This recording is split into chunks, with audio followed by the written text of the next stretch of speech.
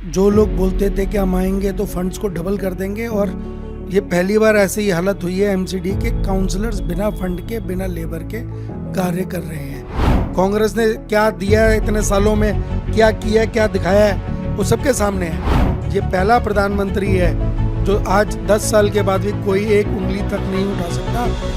जितने मर्जी ये इंडिया अलायंस बना लें, ये सारे घोटालेबाज इकट्ठे होकर एक करने की कोशिश है, और वो जनता जवाब इलेक्शन में अपने आप देगी। और अब की बार 400 पार जरूर होगा।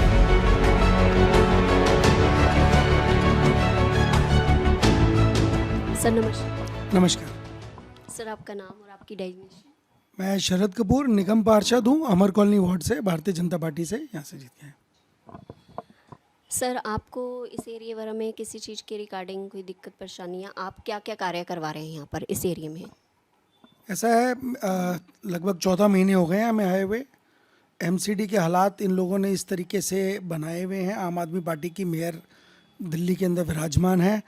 जो लोग बोलते थे कि हम आएंगे तो फंड्स को डबल कर देंगे, और ये पहली बार ऐसी ही हालत हुई है। एमसीडी के काउंसलर्स बिना फंड के, बिना लेबर के कार्य कर रहे हैं।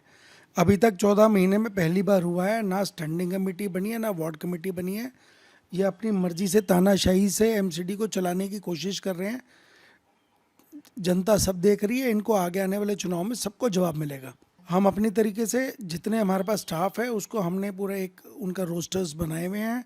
हम खुद उसको मॉनिटर कर रहे हैं डे टू डे बेसिस पे, चाहे वो सफाई का हो, चाहे रिपेयर का हो, चाहे कोई और समस्या क्षेत्र की है, हम उसको डे टू डे बेसिस के ऊपर उसको मैनेज करते हैं। सीनियर सिटीजन को लेके आप क्या कहेंगे, उनकी सेफ्टी को लेके और महिलाओं की सेफ्टी को लेके? देखिए, वो एमसीडी का रोल नहीं है इसके अंदर, ये तो पुलिस के अंडर आता है। तो उसके लिए जो भी चीज़ें कभी भी बीच में पुलिस के साथ में हमारे को एक जॉइंट कभी मीटिंग्स रखनी पड़ती है, हम रेगुलर रखते हैं।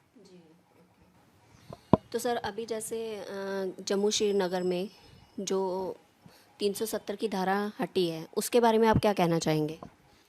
इतने साल से जम्मू कश्मीर का विकास को रोका गया था, गुंडागर्दी चलाई जा रही थी, उधर कोई डेवलपमेंट नहीं हो पा रही थी। ये भारतीय जनता पार्टी शुरू से कहती आई थी कि हम जम्मू कश्मीर को भारत का एक अंग मानते हैं और ये धारा 370 हटनी चाहिए। मोदी जी ने अपनी बात के ऊपर कायम रहते हुए कार्य किया, और आज धारा 370 हटने से जम्मू कश्मीर भी भारत का एक ऐसा अंग बन गया जहाँ पर डेवलपमेंट हो रही है। वो वंचित रह रहे थे उस डेवलपमेंट से, आज वहाँ पे बहुत अच्छी डेवलपमेंट चल रही हैं। वहाँ स्कूल्स बनेंगे, कॉलेजेस बनेंगे, हॉस्पिटल्स बन रहे हैं। तो ये एक बार डेवलपमेंट होनी शुरू होती है तो लोगों को रोज़गार मिलता है। जो ये पत्थरबाजियाँ कराया करते थे, वो बेरोज़गारी की वजह से उन लोगों को पैसे देकर ये पुलिस फोर्स के ऊपर पथराव करा करते थे, आज वो सब काम में लग रहे हैं। जैसे मोदी जी ने कहा, हर किसी को अगर कार्य मिलेगा तो कोई भी ऐसी चीज़ें होंगी नहीं, डेवलपमेंट होएगी, लोग अपने काम धंधे में बिजी रहेंगे, तो अपने आप आगे अपॉर्चुनिटीज़ बढ़ती जाएंगी। सर अभी जैसे राम मंदिर की स्थापना की गई है, तो उसका आने वाले चुनाव पे क्या असर पड़ सकता है? मैडम, 500 साल के इंतज़ार के बाद भगवान राम अपने मंदिर में विराजमान हुए हैं, और ये हमारी खुशकिस्मती है कि हम ये अपनी किस्मत में देख पाए हैं। कितनी पुश्तें हमारी निकल गई यही सोच के कि राम लल्ला का मंदिर अयोध्या में बनेगा। और ये मोदी जी का ही कमाल था कि मोदी जी ने और हमारी भारतीय जनता पार्टी ने किस तरीके से राम मंदिर के पक्ष को रखा। नहीं तो ये कांग्रेस और बाकी दल, इन्हीं के वकील लगे रहते थे कोर्ट के अंदर। ये लोग प्रमाण मांगते थे कि राम काल्पनिक है, राम है नहीं। तो कांग्रेस ने ओपन करवाए थे इसके खुलवाए। मैडम, कहने की बात है, आखिर दिन तक कपिल सिब्बल जी तो इस उन्हीं के खिलाफ लड़ते रहे कि ये हिंदुओं को ना दिया जाए। आखिरी दिन तक तो लड़ाई कपिल सिब्बल जी लड़ रहे थे। तो वो दिखावे की बात उनकी, आपको सबको पता है कांग्रेस ने क्या दिया है इतने सालों में, क्या किया, क्या दिखाया है, वो सबके सामने है। यही लोग प्रमाण मांगते थे हमसे, और कि भाई राम तो काल्पनिक क्या कहते थे। आज राम मंदिर बनने के बाद सबको भगवान राम की याद आ रही है। अच्छी बात है सनातन धर्म के लिए कि ये लोगों को अपने वापस सनातन धर्म की तरफ वापस आ रहे हैं। अभी जो चुनाव होने जा रहे हैं, तो इसके बारे में आप क्या कहना चाहेंगे कि कौन सी पार्टी आए और क्यों आए, क्या राय है आपकी? मैडम, ये तो पूरा हिंदुस्तान में आप कहीं भी जाके पूछोगे तो हर जगह से आपको एक ही जवाब आएगा, अब की बार फिर मोदी सरकार। जो डेवलपमेंट पिछले 10 सालों में हुई है वो आप भी अपनी ज़िंदगी में देखते आए हो, क्या हालात होते थे।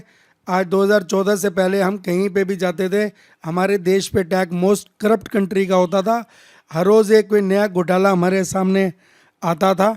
और ये 10 साल की जो डेवलपमेंट हुई है, आप रोड कहो, इंफ्रास्ट्रक्चर कहो, इकोनॉमी कहो, कहाँ हमारा देश 5वें नंबर पे पहुंच गया है और बहुत जल्द अगली मोदी जी के इसके अंदर शासन में 3रे नंबर तक हमारी देश पहुंचने लगा है।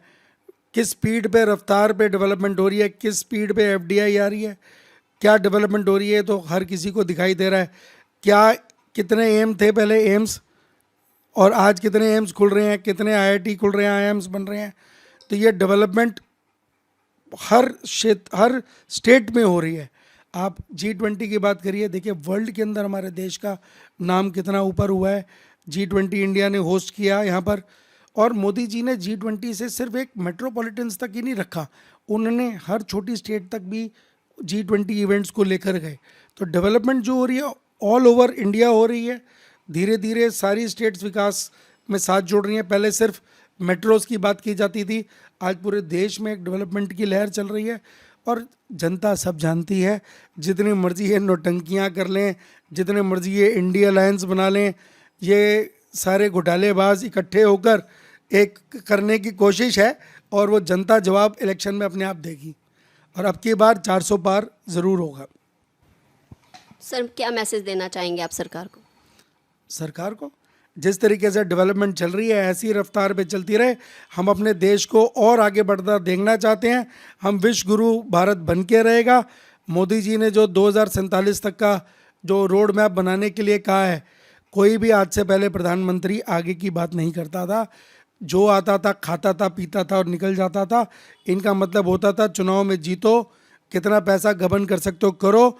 ये पहला प्रधानमंत्री है जो आज 10 साल के बाद भी कोई एक उंगली तक नहीं उठा सकता। 10 साल में जो डेवलपमेंट की स्पीड हुई है, और आज जो मोदी जी 2047 की विकसित भारत की बात कर रहे हैं, ये इंडिया अलायंस वाले तो बेचारे विकसित भारत मुंह से निकालने को भी तैयार नहीं है। इतना घबरा रहे हैं मोदी जी से, जबकि इसके अंदर सबको साथ आना चाहिए।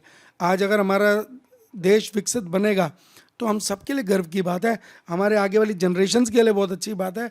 मगर ये लोग थोड़े से ये अपॉर्चुनिस्टिक लोग सब इकट्ठे हुए हैं, तो ठीक है कोई बात नहीं। लोगों को दिखता ही है, जब पानी बहता है तो गंदगी साइड पे अपने आप हो ही जाती है।